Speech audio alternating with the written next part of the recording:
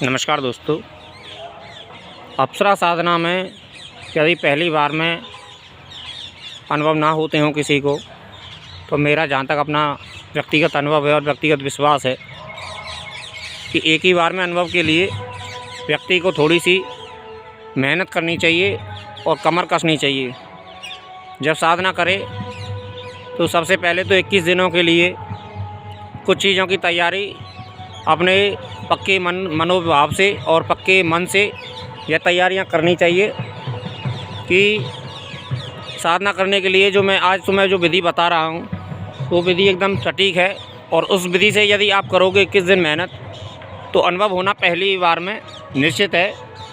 बहुत कम साधक ऐसे होंगे जो शायद इस अनुभव को ना कर पाएँ, वरना ज़्यादातर साधकों को अनुभव होंगे ही होंगे। तो सबसे पहले 21 माला 21 दिन के लिए, ये कोई अधिक माला नहीं है, लेकिन फिर भी कम भी नहीं होती हैं। 21 माला 21 दिन के लिए कम भी नहीं होती हैं। और इसमें आप यदि हवन को जोड़ दें, जोड़ दें और 2 माला 2.25 माला के लगभग कुछ अनुभव हवन करना पड़ता है हमको। और यदि हम उस हवन को 5 माला कर दें तो अनुभव बहुत जल्दी होंगे। और हवन का अपने आप में किसी भी वैदिक मंत्रों में या फिर वैदिक विधान में काफ़ी महत्व होता है। और हवन अपने आप में एक पूर्ण क्रिया होती है और बहुत महत्व होता है हवन का। हवन से वातावरण ही शुद्ध नहीं होता है, हमें साधना में बहुत जल्दी सफलता मिलती है, क्योंकि जितनी भी सामग्री होती है वो सीधी एकदम अग्निदेव के द्वारा एकदम सीधी पहुंचती है। उसमें हम भोग वगैरह देते हैं तो उसमें कुछ विलम्ब होता है, लेकिन यदि हम अग्निदेव के द्वारा हवन के द्वारा हम भोग वगैरह देते हैं या फिर जो कुछ भी सामग्री वगैरह हवन वगैरह करते हैं तो एकदम सीधी वहाँ तक स्पष्ट कोई बिना रुकावट के वो सामग्री पहुँचती है हमारी, और बहुत जल्दी संदेश पहुँचता है। वैसे तो मेरा जो व्यक्तिगत अनुभव है 24 घंटे के अंदर अंदर संदेश हमारा जब संकल्प लेते हैं तो संकल्प भी पहुँचता है और लौट के वापस भी आता है। तो मेरा तो ऐसा ही मानना है, क्योंकि जो मैंने अपनी साधना की है तो मुझे अनुभव करता हूँ, मैं बारीकी से अपना निरीक्षण करता हूँ तो मुझे हर चीज़ महसूस होती है और अनुभव में भी आती है। लेकिन आप लोग नए होते हैं तो नए साधक को इतनी जल्दी अनुभव नहीं होते हैं, लेकिन उन लोगों की यह शिकायत होती है कि जल्दी हमको अनुभव नहीं होते हैं। तो उनकी शिकायत दूर करने के लिए मैं यह वीडियो बना रहा हूँ। और मंत्र वगैरह मैं डिस्क्रिप्शन में डाल दूँगा अप्सरा का।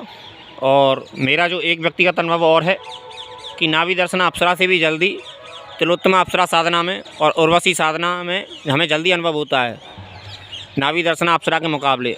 और यदि हम 5 माला का हवन करें और 21 माला के बाद में यदि हमें समय बचता है, यदि साधक यदि अनुभव ही करना चाहता है तो 21 दिन अपने ऐसे निकाल लें, अनुभव होंगे ही होंगे। ये पक्का 100% है, 101% है कि उसको अनुभव होंगे ही होंगे, जिसमें कि 21 माला और 5 माला हवन। वैसे तो 2 माला कुछ बनता है हवन का 21 माला का, लेकिन फिर भी मेरी तरफ से जो मैं अपना व्यक्तिगत अनुभव बता रहा हूँ, जितना मैं जानता हूँ, कम से कम 5 माला का हवन और इसमें 21 माला को भी 21 माला से ज़्यादा जप करें।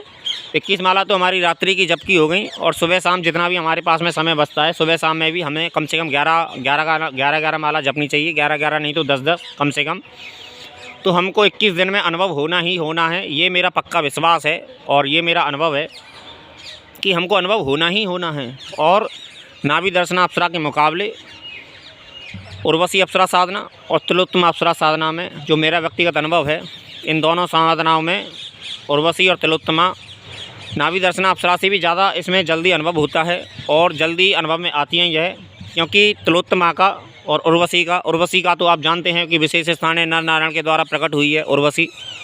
और तिलोत्तमा का अपना तिलोत्तमा और मेनका और रंभा, इनका उर्वशी तो बाद में नाम आता है, वो नाभि दर्शन अप्सरा का तो बाद में नाम आता है। इनसे भी पहले यदि नाम आता है तो तिलोत्तमा, मेनका और रंभा, ये 3 अप्सराओं का नाम आता है। तो मैं मंत्र वगैरह डिस्क्रिप्शन में डाल दूँगा मित्रों। तो मैं यही कहता हूँ, अप्सरा साधना में जल्दी अनुभव प्राप्त करने के लिए यह जो मैंने अपना अनुभव दिया है, ये अनुभव होंगे ही होंगे। कुछ ऐसे साधक होंगे जिनको अनुभव नहीं होंगे मित्रों। धन्यवाद मित्रों। जय राम जी की।